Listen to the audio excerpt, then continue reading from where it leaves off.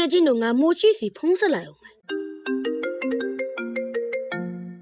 ဟယ်လိုမိုချီ ဟယ်လိုဘာတူလဲမသိဘူး ငါဆာစကီပါ အေးတငယ်ချင်းပြော ငါနာမှာမီကိုမစ္စတာဟန်ဆန်နဲ့စတာတို့ရှိတယ်ငါတို့ကမိုချီနဲ့တိုင်ပင်စရာရှိလို့ ဟဲ့တငယ်ချင်းတို့စုံနေပါလားဘာတွေလုပ်နေကြရလဲ တို့တငယ်ချင်းတွေဒီနွေရာသီကျောင်းပေးရက်မှာငါအဖိုးတွေရှိတယ်ညာကိုအလဲသွားကြမလို့ ဟဲ့ငါလည်းလိုက်မယ်လေ ငါတို့လည်းလိုက်လို့မရဘူးလား ဟဲ့နောက်ကဘသူတန်တွေလဲ ဟောဘေးနာကဂျယ်ရီနဲ့ယူရီတို့ပါ ဟာလိုက်လို့ရတာပေါ့ဖြစ်နေရင်ငါတဒန်းလုံးတော့ခေါ်ချင်တာမိုးချီရောဘသူတွေကိုခေါ်ချင်သေးလဲ မာရီတာနဲ့လမ်းတို့ကိုခေါ်ဦးမယ်နော်ဒီလောက်လူစုံနေကြသူတို့ကိုမခေါ်ရင်ငါတို့ကိုပြဿနာရှာနေအောင် ဟဲ့ဘယ်နဲ့ရောက်တော့ဖြစ်နေပြီလေ ဂျယ်ရီရေကိုရောက်တဲ့တူရေပြန်တွက်ကြည့်လိုက်ပါဦး 9ယောက်လား9ယောက်ဆိုရင်ခီးမသွားကောင်းဘူးလို့လူကြီးပြောတာငါကြားဘူးတယ် ဒါဆိုဒီချက်ကိုခေါ်လိုက်လေ အေးကောင်းတယ်တီချာမလိုက်ဘူးဆိုရင်တော့မောင်တောက်ခဲလေးကိုပဲခေါ်လိုက်တော့မယ်အော်မေးတော့မလို့ငါတို့အပြန်မှာနေပြည်တော်ကိုဝင်းပြီးလေ့လာကြမယ်လေ ဟဲ့တိတ်ကောင်းတာပဲတငယ်ချင်းတွေအများကြီးနဲ့တပြောတပါးကြီးနော်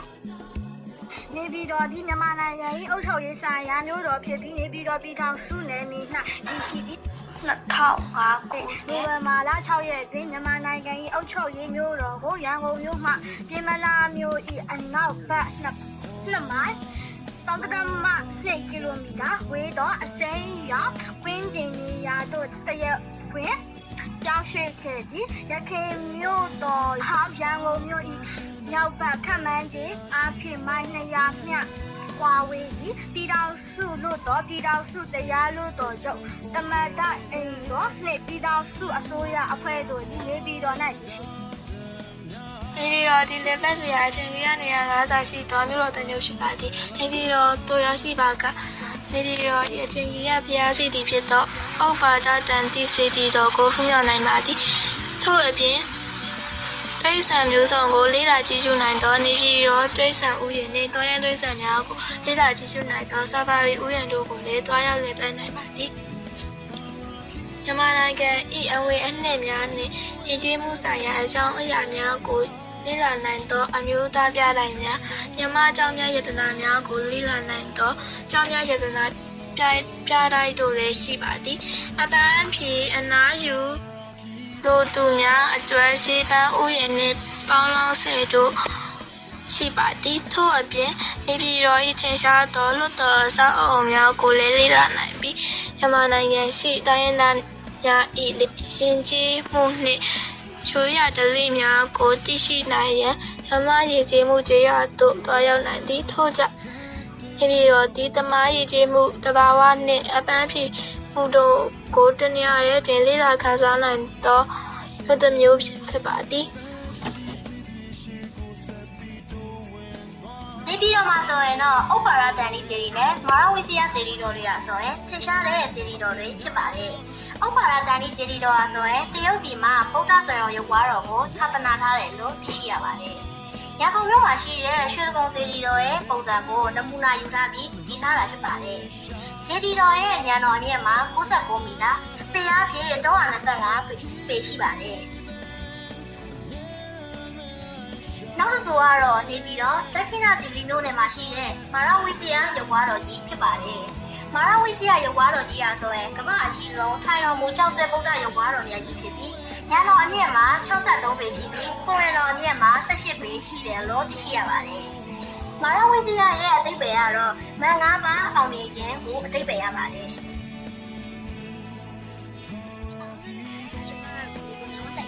ဒီနေ့မှာဒီဗီဒီယိုမှာရှိတဲ့တမန်တော်အိမ်တော်အကြောင်းကိုပြပြသွားမှာဖြစ်ပါတယ်။နိုင်ငံတော်တမန်တော်အိမ်တော်ဟာဗီဒီယိုမှာတင်ရှိနေတဲ့အရေးကြီးတဲ့နိုင်ငံတော်ဆောက်အုံတစ်ခုဖြစ်ပါတယ်။ဒီတမန်တော်အိမ်တော်ဟာအဆောက်အုံများစွာပါဝင်တဲ့အဆောက်အုံဖြစ်ပြီးအခန်းပေါင်း100ခန့်ပါပါတယ်။ထို့အပြင်အဆောက်အုံကိုရေမြောင်းပတ်လည်နဲ့တရားတွေကဝန်းရံထားပါတယ်။နိုင်ငံတော်အရေးကြီးတဲ့အစည်းအဝေးတွေခန်းနားတွေနဲ့နိုင်ငံခြားဧည့်သည်တွေကိုလည်းလက်ခံတွေ့ဆုံတဲ့အစီအစဉ်တွေကိုလည်းဒီနေရာမှာပြုလုပ်ကြပါတယ်။ဒါကြောင့်နိုင်ငံတော်သမ္မတအိမ်တော်ဟာနေပြည်တော်ရဲ့အရေးပါပြီးထင်ရှားတဲ့နိုင်ငံတော်အဆောက်အအုံတစ်ခုဖြစ်ပါတယ်။နေပြည်တော်ပြည်သူ့ဆေးရုံကြီးဗတိတထောင်ဆေးရုံက ဇဘူရီရီမြို့နယ်နေပြည်တော်မှာတည်ရှိရဲ့အဓိကဆေးရုံကြီးတစ်ခုဖြစ်ပါတယ်ဆေးရုံမှာဂတိတစ်ထောင်ဆက်ပြီးအထွေထွေရောဂါကုသမှုအပြင်နှလုံးအာယုံကြောခွဲစိတ်မှုကင်ဆာဆေးနဲ့ကြောက်ကဲစရဲ့ထူးကုသမှုတွေကိုလည်းပေးပါတယ်ထို့အပြင်2024ခုနှစ်ကစကြောက်ကဲအစားထိုးခွဲစိတ်မှုတွေကိုလည်းဆောင်ရွက်နိုင်ခဲ့တော့ပြည်သူတွေအတွက်အရေးကြီးတဲ့ကျန်းမာရေးဆောက်ရှောက်မှုနေရာတစ်ခုဖြစ်ပါတယ်။နာမတန်းမြေစာရှေ့စီပဲဖြစ်ပါတယ်ဒီနေ့မှာတော့စာဖာရီဥယျာဉ်နဲ့မြို့မစည်းကြီးအကြောင်းကိုပြသမှာဖြစ်ပါတယ်။စာဖာရီဥယျာဉ်ဒီတဘာဝပတ်ဝန်းကျင်နဲ့နီးစပ်စွာတိရစ္ဆာန်များကိုလေ့လာကြည့်ရှုနိုင်သည့်အပန်းဖြေနေရာတစ်ခုဖြစ်သည်။ထိုနေရာတွင်တိရစ္ဆာန်မျိုးစုံကိုတွေ့မြင်နိုင်ပြီးရင်းတို့ဤနေထိုင်ပုံအစားအသုံးပုံနဲ့တဘာဝအလေးအထများကိုလေ့လာနိုင်တို့အပြင်တဘာဝပတ်ဝန်းကျင်ကိုထင်းသိမ်းဆောင်ရှောက်ပြန်နေတိရစ္ဆာန်များကိုချစ်ခင်တန်ဖိုးထားရန်လည်းအတိပညာရရှိစေပြီးမိသားစုနှင့်တငယ်ချင်းများတွားရောက်လေပတ်ပါကပျော်ရွှင်စရာအချိန်များကိုရရှိနိုင်သည်မြို့မစီကြီးဒီလည်းစီကားသောနေရာတစ်ခုဖြစ်သည်ဝတ္ထုစည်းတွင်ရင်းဒီဟင်းရွယ်တတိဝက်လည်းအသားငါအစားအတောက်များနှင့်နေ့စဉ်အသုံးအဆောင်ပစ္စည်းများကိုဝေယူနိုင်သည်ဈေးထဲတွင်ရောင်းသူများယူသူများစီကားနေကြတဲ့ပင်မျိုးဤနေ့စဉ်ဘဝကိုထင်ဟပ်စေသည့်ဒေတာထွန်းပစ္စည်းများနှင့်ရိုးရာအစားအစာများကိုလည်းတွေ့ရှိနိုင်သောကြောင့်ဒေတာခံအမြန်များယဉ်ကျေးမှုနှင့်လူနေမှုဘဝကိုလေ့လာနိုင်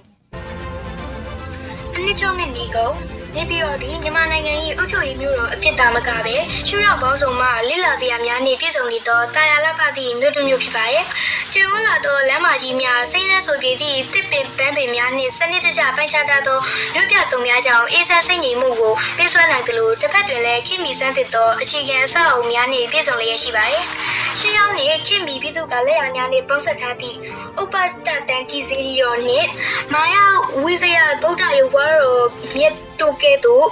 ဘာသာရေးဆိုင်ရာအထွတ်အမြတ်ဇေဒီပထိုးများရှိတဲ့ကဲ့သို့တဘာဝတောတောင်အလှတရားများကိုခန်းစားနိုင်ပြီးဆာဖာရီဥယျာဉ်မြမရတနာများဤကုန်းကိုပေါ်ရင်စီသည့်အကြောင်းမြတ်ရတနာပြတိုင်းစသည့်လေဘက်စရာနေရာမျိုးစုံကလည်းခီးသွွားများကိုဆွဲဆောင်လျက်ရှိပါတယ်ထို့ပြင်နိုင်ငံတော်၏အထက်တန်းကျသောအုပ်ချုပ်ရေးဆောင်များအပြည်ပြည်ဆိုင်ရာလေဆိပ်နှင့်အစင်းမြင့်ကျန်းမာရေးဆိုင်ရာဆေးရုံကြီးများစသည်တို့ဖြင့်စနစ်တကျဖွဲ့စည်းထားခြင်းကြောင့်နေပြည်တော်သည်ခီးသွွားဖြစ်ရန်အတွက်သာမကပဲနိုင်ငံ၏အရေးပါသောဘိုးအချက်အဖြစ်ရည်တည်နေပါရဲ့ထို့ကြောင့်နေပြည်တော်သို့အလဲတစ်ခေါက်ရောက်ရှိခြင်းသည်ဘဝတုတအသစ်များကိုတိုးပွားစေပြီးမြို့၏ထူးခြားသောအလားတရားနှင့်ငြိမ်းချမ်းမှုကိုကိုယ်တိုင်ကိုယ်ကျပြေဝစွာခံစားနိုင်သည့်အမတ်တရခီးစဉ်တစ်ခုဖြစ်ပါရဲ့ဒီလိုနဲ့ကျွန်တော်တို့တငယ်ချင်းတွေရဲ့နေပြည်တော်ခီးစဉ်ကပျော်စရာကောင်းခဲ့ပါတယ်။ဒါလေးထတော့လေ။အော်ငါအိမ်မက်နေရပါလား။